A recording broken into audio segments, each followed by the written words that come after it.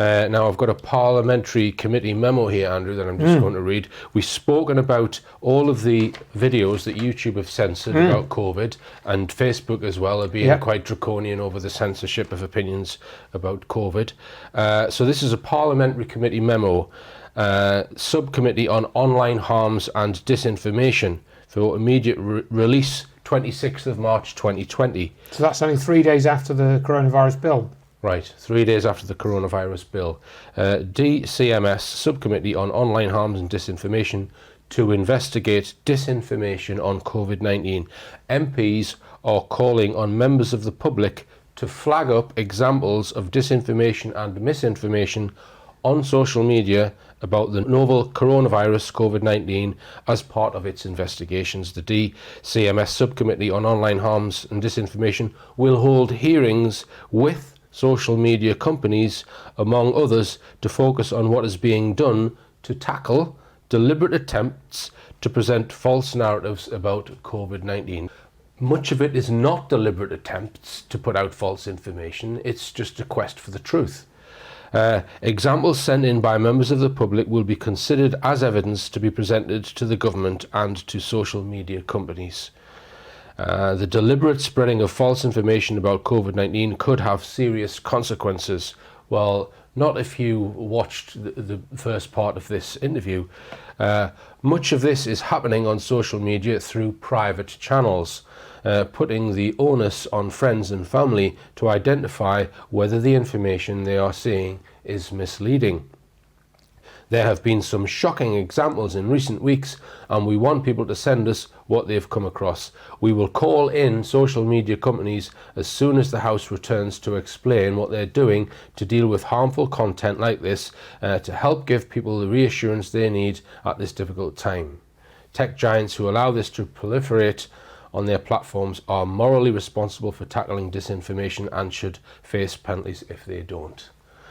And this is a running theme as well, and it was highlighted on UK Column.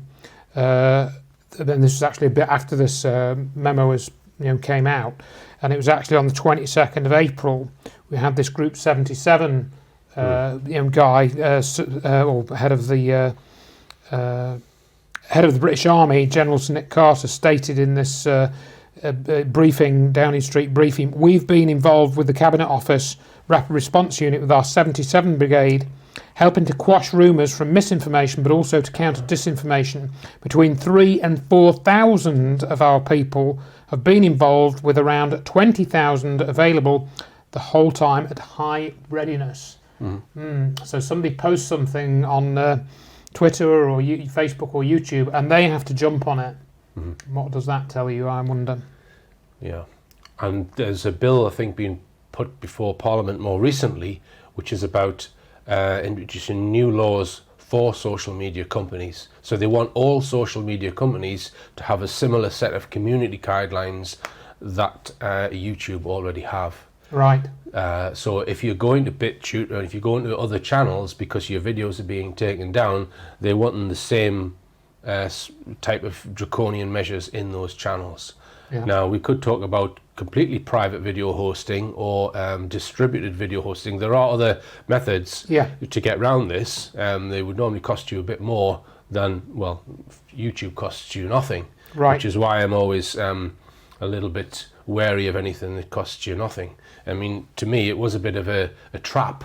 I think YouTube was a trap in that it's offered you something completely free, and you don't get out for out in this world.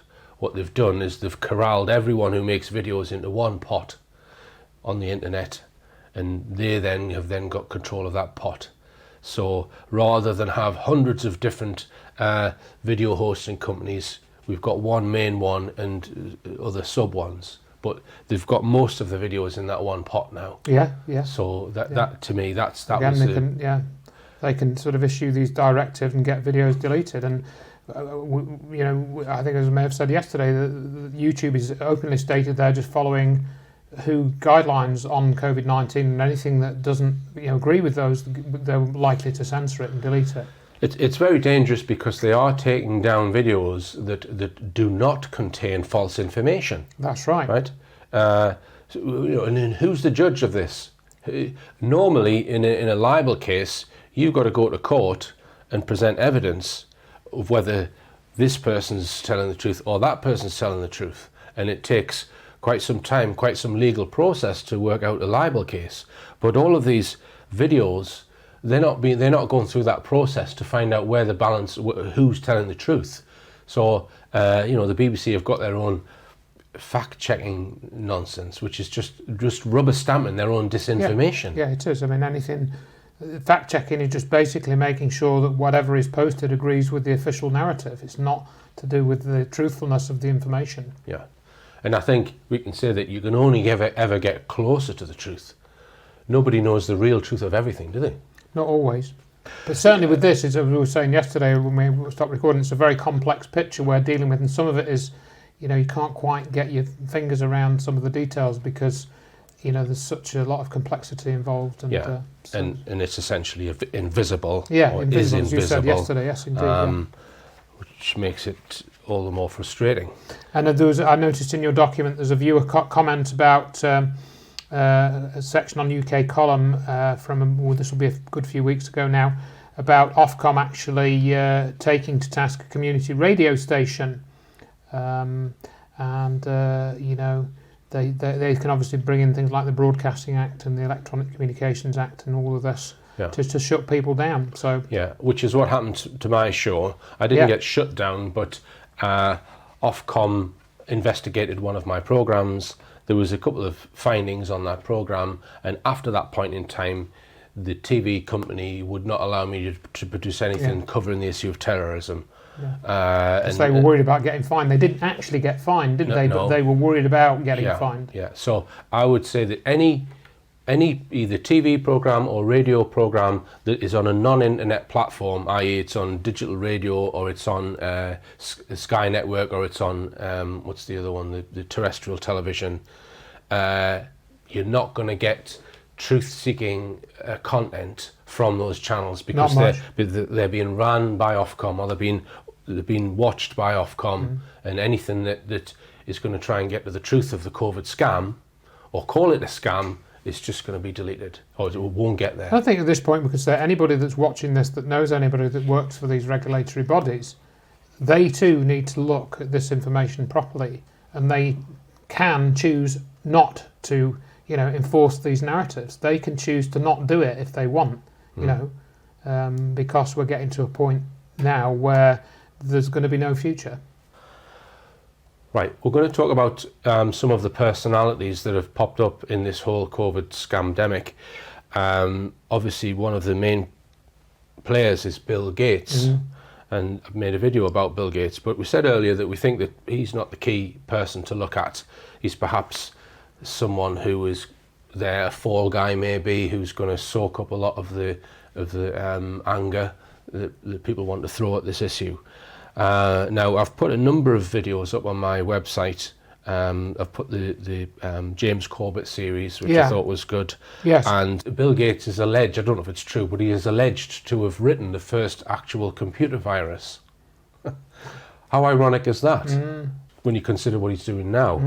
But please watch the video that I made about Bill Gates and my assertion that he's following a very similar modus operandi now with the vaccine agenda and possibly the microchipping agenda as he followed when he was in his operating system agenda. I think, while we're on that subject, I think James Corbett, if I remember rightly in the videos he draws some analogies between the sort of Gates empire as it's become and the Rockefeller sort of empire, and how that they've made their money, and Rockefeller's made their money in oil primarily, and Gates has obviously made it in IT and computing and stuff.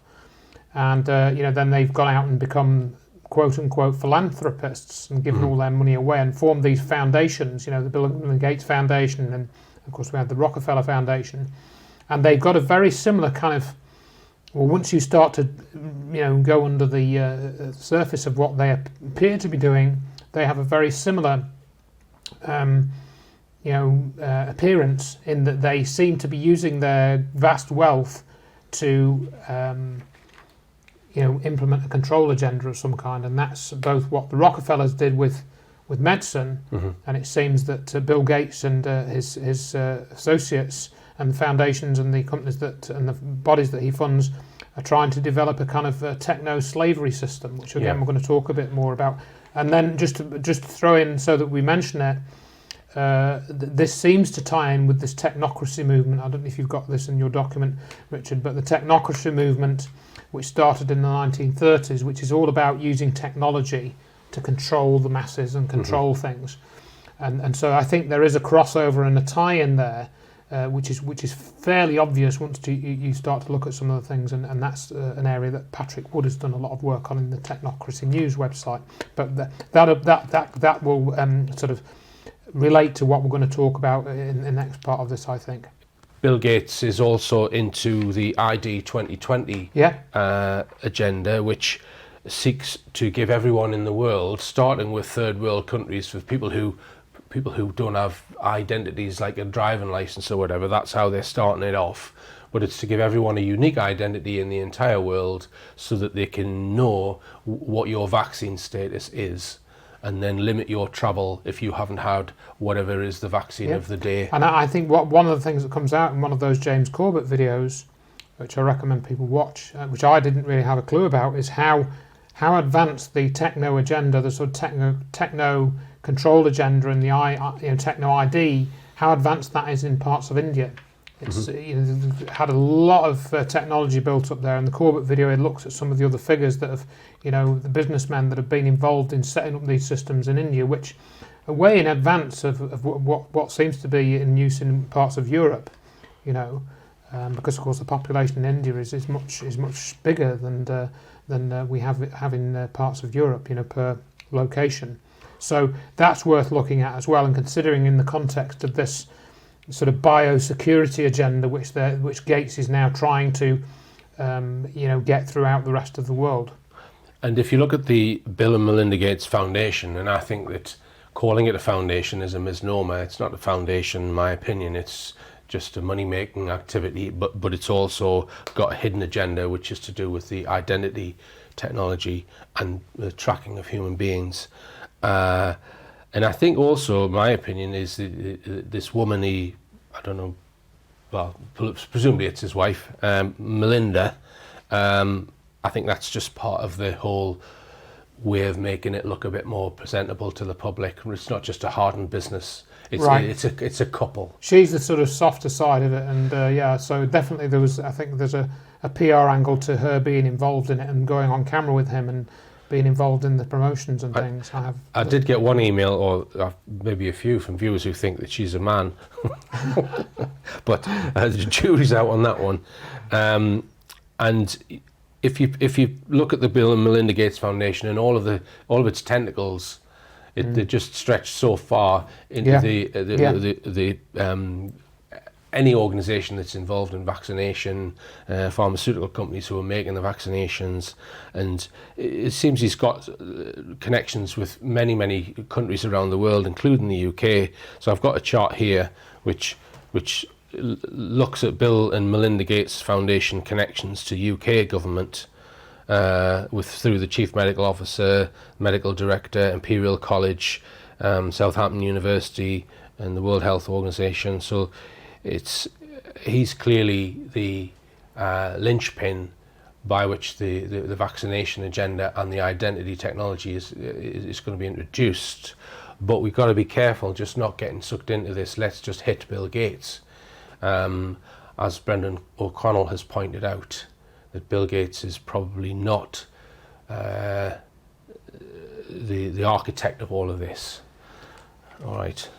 You've also got that. I'll send you this so you can put it in if you want. So it's a tweet from Bill Gates. What's next for our foundation? I am particularly excited about what the next year could mean for one of the best buys in global health, vaccines. And what's the date on that? So December the 19th, 2019.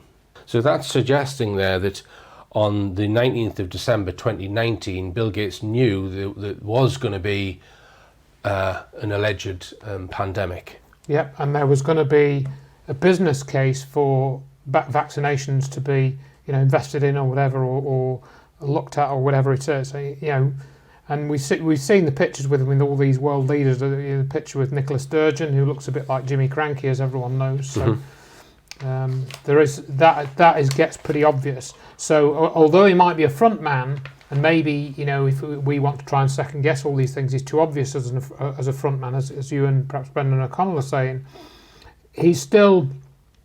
I don't think he's a particularly nice person. I don't think he has, our interests at heart. No. He seems to have a different mindset to what you and I have, and that's the biggest concern to me. Right.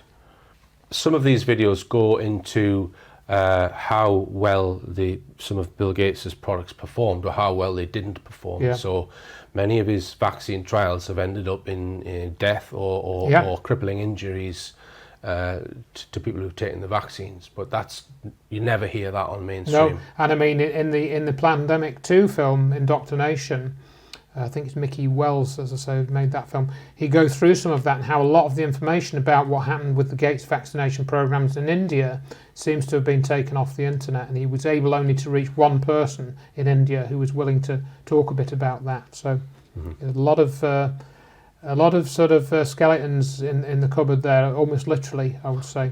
And we're recording this at the beginning of December 2020, and just on the news last night it was announced that there are now 3 vaccines from 3 different companies, and they're going to start one of them today.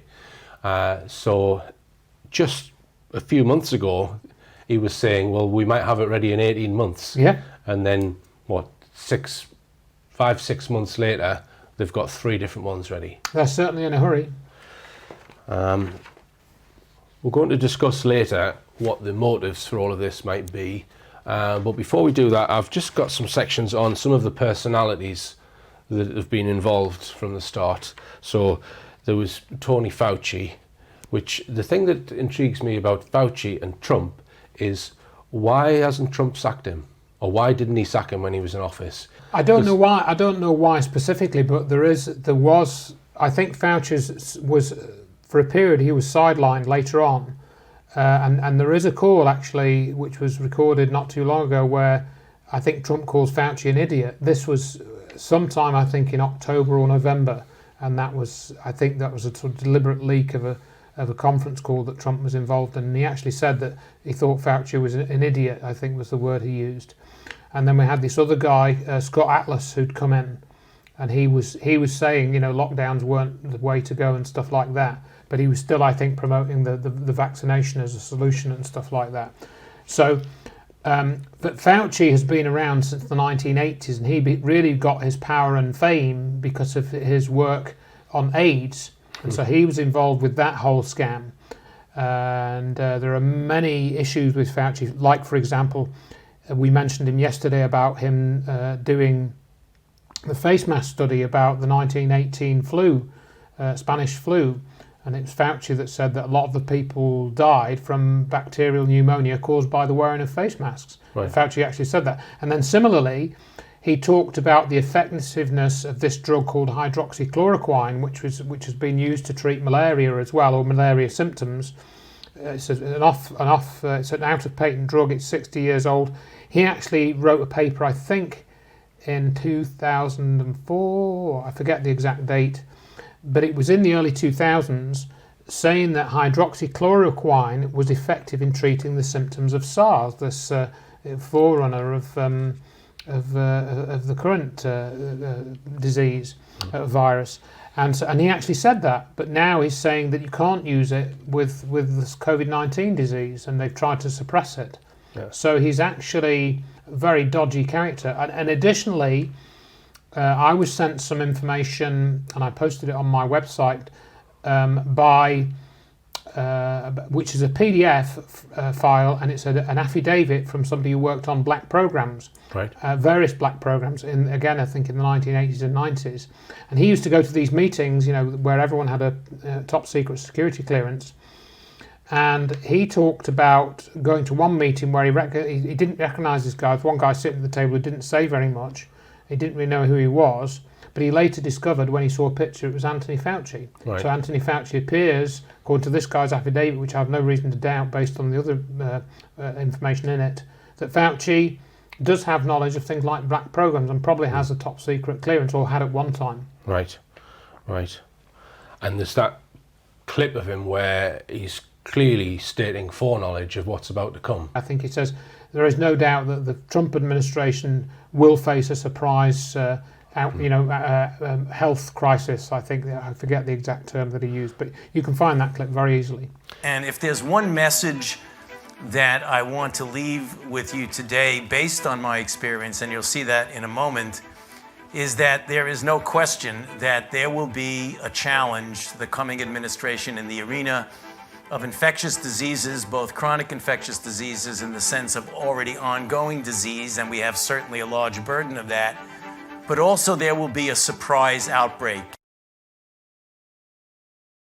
You mentioned Matt Hancock earlier, and you think he's one of the key people that need to be arrested. Yes. Hancock is a promoter of vaccines for the Bill and Mel show. This is from a viewer, he went to Oxford and Cambridge, which are both heavily funded by the Geekazoid Foundation.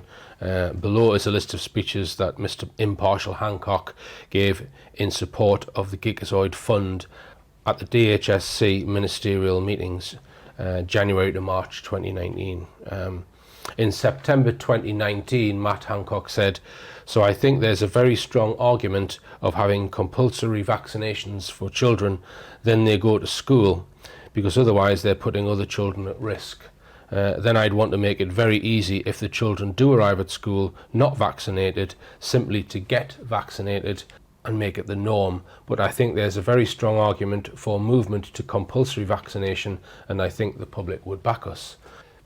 Let's just say hypothetically that they did pass a bill or a law that you have to have a vaccine, right? And someone doesn't want one. What do you think would then arise? It's hard to say, Richard. I mean, they've done it in some places. They forced vaccinated some people in the USA. There was a video released a few years ago of a woman who was forced vaccinated in a hospital in the US somewhere. And so, you know, they clearly want to do this, and the noises have been getting louder and louder over the last few years. But, you know, what they do with people who won't be vaccinated, again, that's an open question. They haven't openly stated that they're going to legislate and restrict, people's movements and things like that. But all that sort of language now is going to be easier to kind of move forward with, because of all the fear environment that they've created since March this year.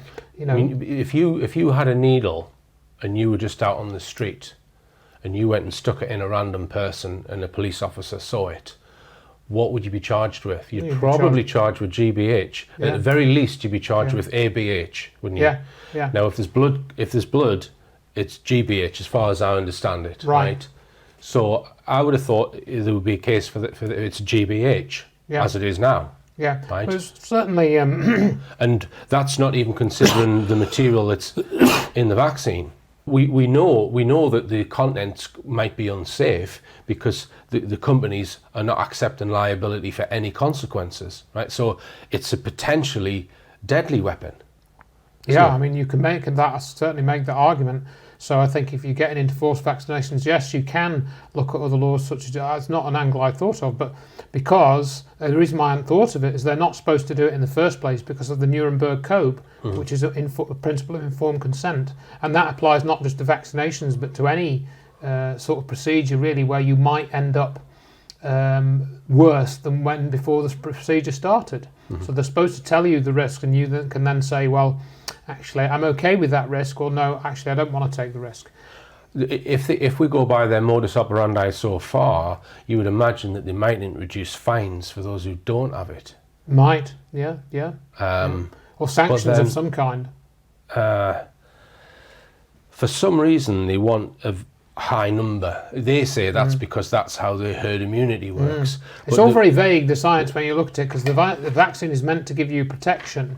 So surely if you've had it, you know, you're going to be protected from anyone that hasn't had it. So what does it matter? You know, once you've got it, you're in the safe group and you don't have to worry. Same with wearing a face mask. But that's apparently not the logic they want. It's that they need to get a certain proportion vaccinated. And that's when it works. So the vaccine in of itself doesn't really work. It's only the number of people that have it, that makes it work. Yeah. This is all this very strange science that they have behind it. There was an interesting quote from Bill Gates. He said, "We will not get back to normal." I'm paraphrasing here, it's not exact. "We will not get back to normal until everyone on the planet has had this amazing vaccine." Now that's a really weird word. If you look up the definition of amazing, right, it means it's something which you don't expect or different. Do you see what I mean? Yes, yes. Now, does that mean there's something different in it? Or is that just because he speaks like an idiot? An amazing vaccine. It seemed like a strange use of words to me. It does. I agree.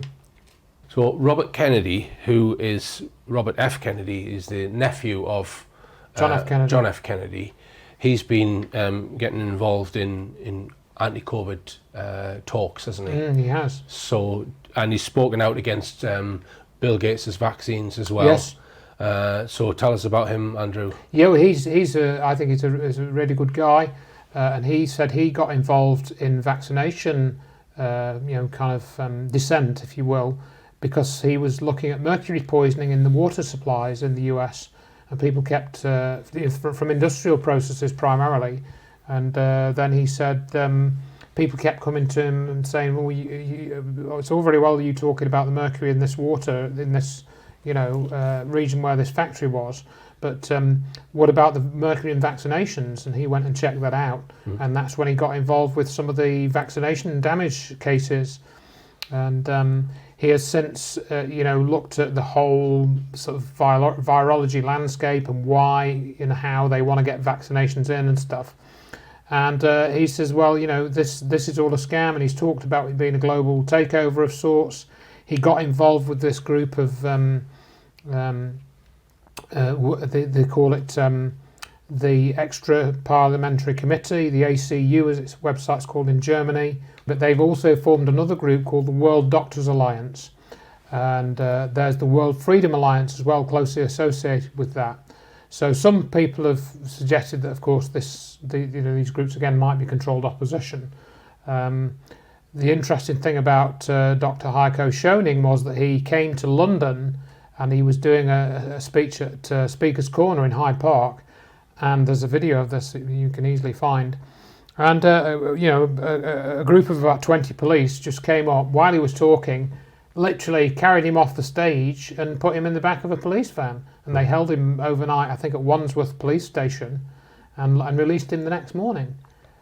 So again, was that a setup? Was that a stunt? Whether it's a setup or a stunt, it's still a pretty amazing one that they would do that. But either as a stunt to set an example, and it was all prearranged. That was amazing. And if it was just an illegal, illegitimate arrest, that's pretty amazing as well. So whichever way you look at it, it was a pretty amazing thing that happened. And other people who've done similar, made public speeches. David Icke, Dr. Vernon Coleman, he's made a lot of videos online. He has, yes. And you've quoted Dr. Vernon Coleman in that leaflet. In your Yes, leaflet. yeah. Because the reason why I did that is that he's a retired GP, so he does have some medical expertise, and he's written many books. A prolific author by all rights, a very prolific author. So. And Piers Corbyn as well. And I think we're a little bit cynical of Piers Corbyn. He seems like a lovely guy, and I've met him several times. I met him at because I've got invited to speak at a couple of rallies in Nottingham and Derby, and he was there both times. He certainly gets around. He's in his 70s now, and he's certainly got a lot of energy, almost more than I have.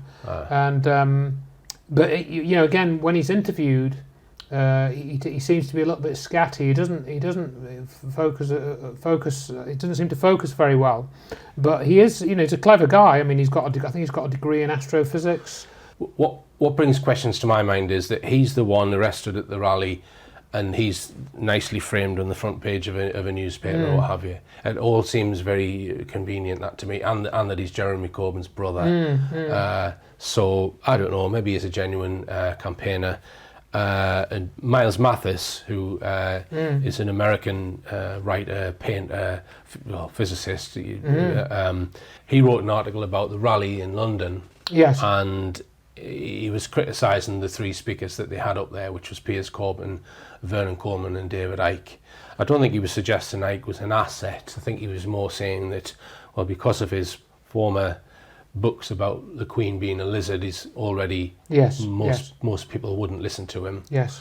I think early on a lot of attention was directed to David Icke, I think for that reason, that they can use him to run the train into a ditch sort of thing, you know. Yeah. So, yeah.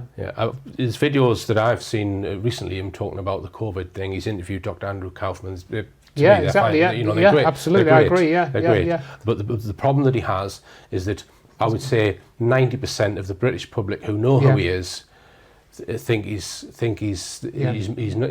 not there. He's not there because he thinks the Queen can turn into a lizard. Right? Yeah, and I mean a little story related to that is that I talked yesterday about a head teacher that contacted me. I actually had another head teacher that contacted me as well. I'd forgotten about this, from a primary school, and he doesn't, you know, he said to me he didn't believe the narrative of COVID, and he was very concerned about what was happening in his school.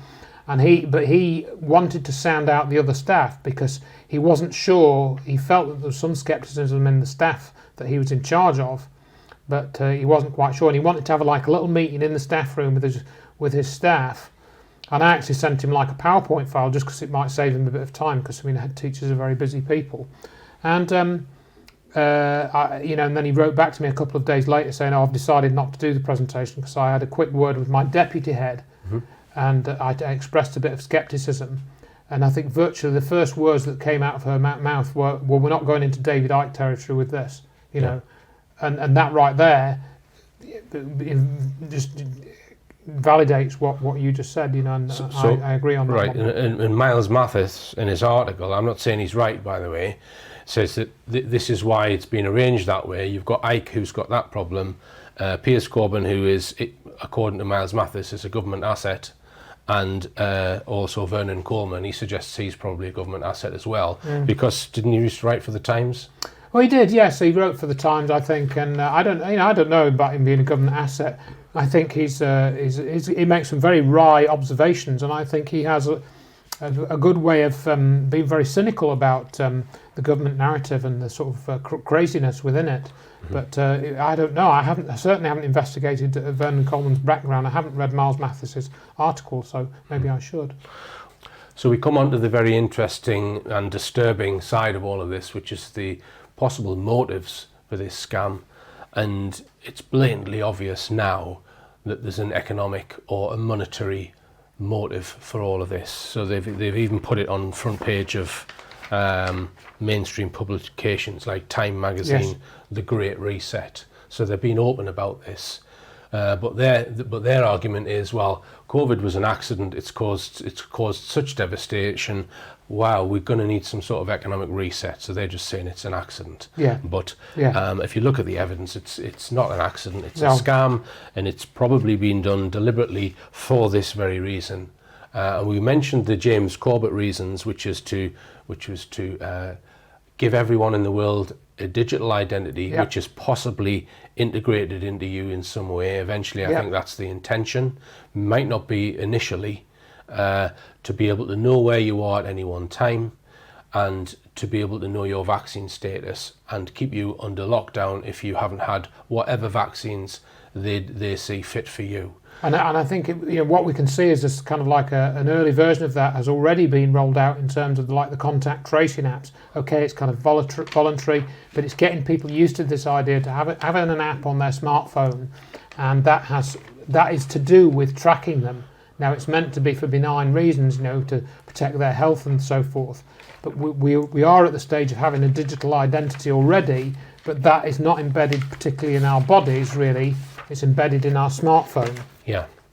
Now, the IMF, the International Monetary Fund, announced a few months back that they were going to have what they called a Bretton Woods renegotiation of the monetary system.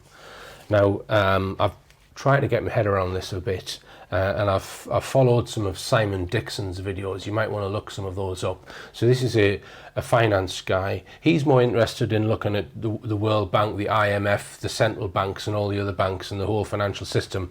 his motivation is he wants to know where to put his own money. So he's an investor, right? He's not really looking at it as to say, well, is there a hidden force behind all the central banks, and is it in our best interests? He does call the existing system that we have now a Ponzi scheme, like the likes of Max Kaiser will, i.e. whenever anyone borrows a large amount of money, that money is magicked out of thin air by a high street bank. You get your mortgage, the bank then sells that debt to the central bank, the Bank of England, and then new money magically appears in the economy as debt money. So that system's gone on for a lot of years, and it's enslaved governments and enslaved nations. Yeah. And it's quite hard to understand it fully, right? So this is the point I was making to Andrew earlier, that really, in order to understand what this reset is going to do, you've got to understand the monetary system in the first place. Yes. Right? Which isn't easy. Because you've got a number of central banks throughout the world. I think it's 7 or 8 main ones who they're the ones who originate the various currencies. So you've got the euro, the sterling, the Fed in America. I think the Fed being the largest, and a number of others, so the Swiss and Japan. So when a government wants money, in recent times, if it's run out of money, it will produce bonds, just a piece of paper. It gives that to the central bank. The central bank just originate a whole load of money and give that, well, they don't give it, they loan it to the government at interest, and the government has to pay it back, has to buy those bonds back with interest, and then that then gets saddled on humanity. So that's not a complete explanation of the financial system, but that's just a snapshot. Yeah. Now, so this financial reset that we're talking about, I don't think they've actually given full details of how it's going to work. No. Apparently, there's a World Economic Forum in Davos, one of their conventions in January 2021. It's going to be, they've moved it now. It's going to be, and then they moved the location as well. I think it's going to be in Switzerland. Right. And it's going to be like in March or April or something. It's not going to be in January. Now, it seems that the New World Order, who are behind all of this, the global government, are using the World Economic Forum to kind of coach everyone and get some public acceptance that this is needed. That seems to be their vehicle, their propaganda vehicle, the World Economic Forum. Now, I know there are other things going on in the background that Brendan O'Connell talks about, right? But I still think that the World Economic Forum, you need to look at it and see what it's doing. I think, just if I may insert at this point as well, it's to do with the green agenda as well. We'll talk about that, but carry on. Yeah. Well, the IMF put out a statement in October, which was their Bretton Woods monetary renegotiation. And Simon Dixon, who's this financial expert who's written books on world finance and investment, this is his take on it. I don't fully understand it myself, but I'm going to give it a go. So there's going to be new central digital currency. So the central banks are going to have a new currency. I just want to point out here what is meant by a digital currency. Presently, when central banks originate currency, it's already done electronically. And when the currency gets to governments, businesses and the population, it can be withdrawn from a bank in the form of cash. So that's the difference between an electronic currency and a digital currency. It will only ever exist in the virtual world. It will never be physical. You might be thinking that this is the same as existing cryptocurrencies such as Bitcoin. Well, not quite. There are some key differences. Bitcoin and cryptocurrencies cannot easily be used for day-to-day transactions such as buying and selling goods. The transactions do not work quickly enough to provide money for day-to-day type spending. Cryptocurrencies are used more for long-term or medium-term investment. But the new digital central bank currency will be capable of being used for your day-to-day spending. Note here, these new digital currencies will be a different currency to the existing currencies such as dollars, sterling and euros, etc. So how will they work? You will get an app which will be downloaded most likely onto your phone. This app will act like a wallet or a bank account. All spending will be managed by the apps and will be monitored by the central bank or central banks. In the UK's case, the Bank of England. So the high street banks could become redundant. Once the digital currency has been introduced, the intention will then be to suck up all the cash in the economy and eventually make cash redundant. So if you run a business, you will need to apply for a business app in order to take payments from the public. Removal of cash completely is the intention. I'm not sure whether the new digital currencies will use blockchain like the cryptocurrencies do, but they will not be decentralized like cryptocurrencies are. The system will be controlled centrally by each central bank.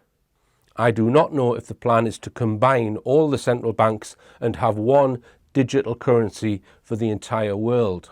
If it is, then this would presumably replace the dollar as the accepted global currency.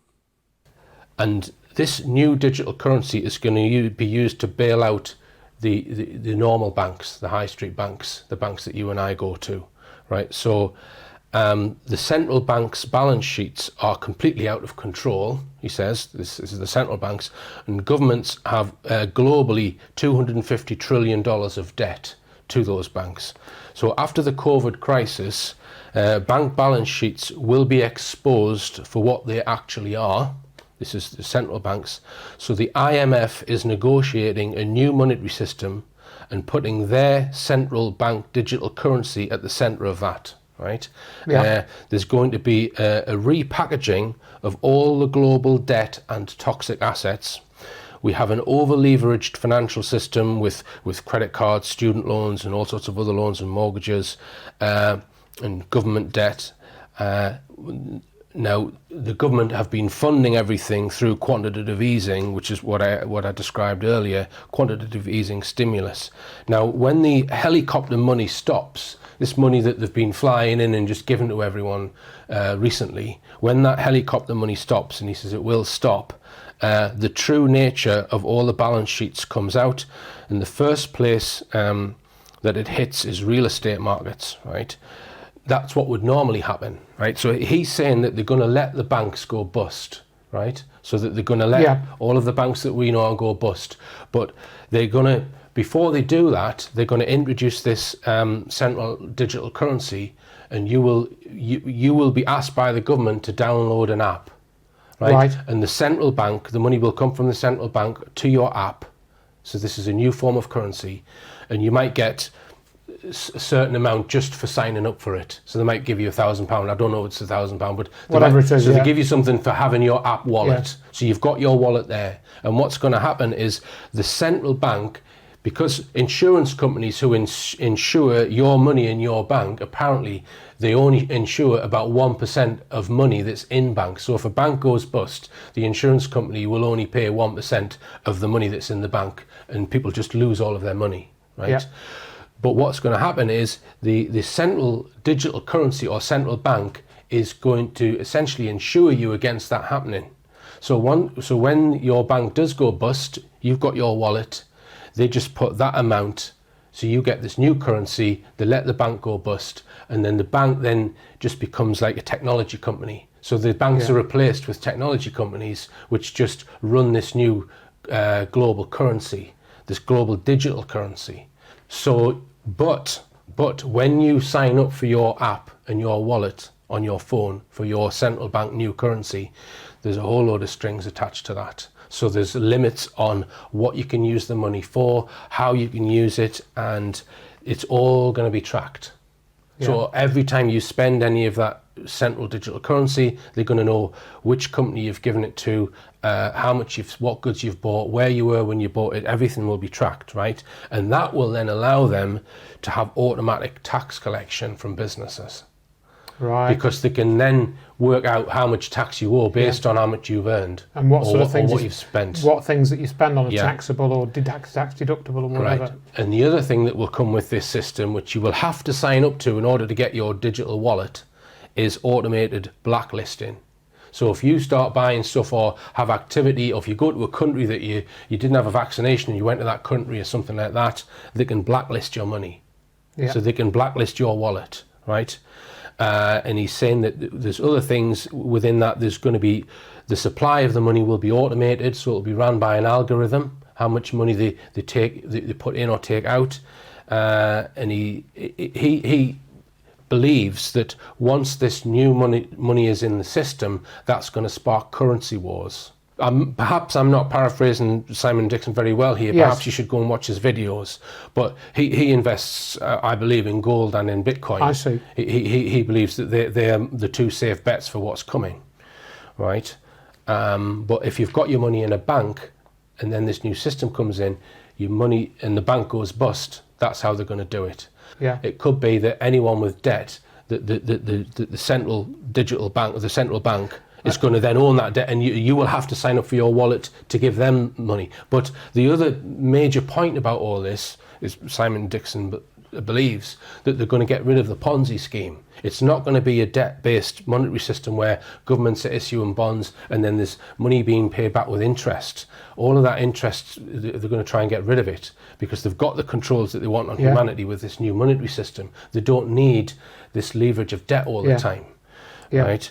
But you then think, well, what's in it for them? It's more like a social credit system, isn't Yes. it? Like they have in China. Yes. Or, it's absolutely moving towards a Yeah. Chinese model. Yeah, but it's more in a financial context with this, as you've described it. But then it's going to obviously transfer the idea into all areas of life.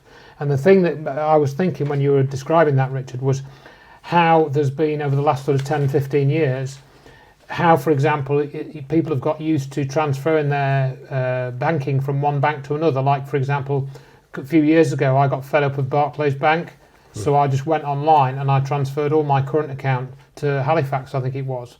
And I know they're all as bad as each other. I know they're all running the same sort of scam. But what do you do in your everyday life? And so they've socialised people into getting used to transferring their balance from one bank to another, pretty much seamlessly. Same with credit cards. Oh yeah, you've got a credit card bill, no problem. You can transfer your balance to this new credit card and get 2%, lower interest rate or whatever it is. So what you described there is a very similar system, but obviously, you transfer your balance to this new bank, and then a lot of people think, so they're going to give me £1,000 or whatever, or 1,000 credits or whatever it is.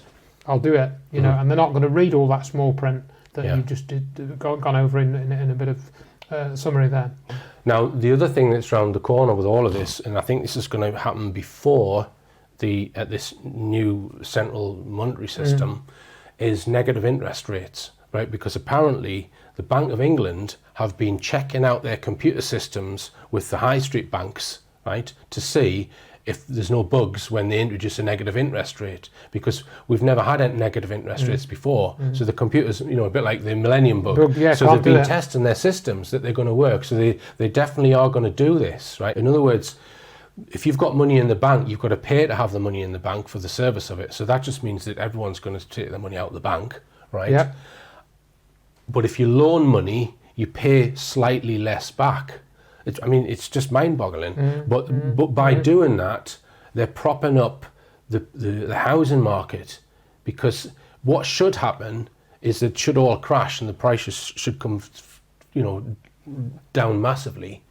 But they're not allowing that to happen, and I think the negative interest rate is what's then intended to prop it up, because it means that people can get a mortgage still, but at a negative interest rate, so they have to pay less back. Yeah. So that's going to encourage people to get mortgages, so it's going to put more money into the economy, and they've got the people who are taking their money out of their bank, where they're going to, they might buy, the people who've got a lot of money in the bank are going to buy a second property, right? So it's propping up that market, which should crash. They're keeping, it's like they're keeping it propped up with this negative interest rates, and at some point it's going to go they're going to go to this new system. I don't know how long this new system will take.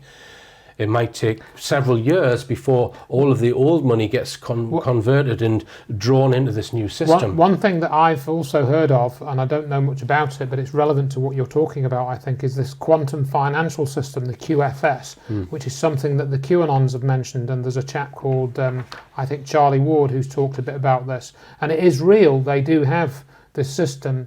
And I think that's worth looking into as well, because this is meant to be some type of new financial system which has been proposed by the US, and it's got its own website and everything, so you can check that out at some point as well.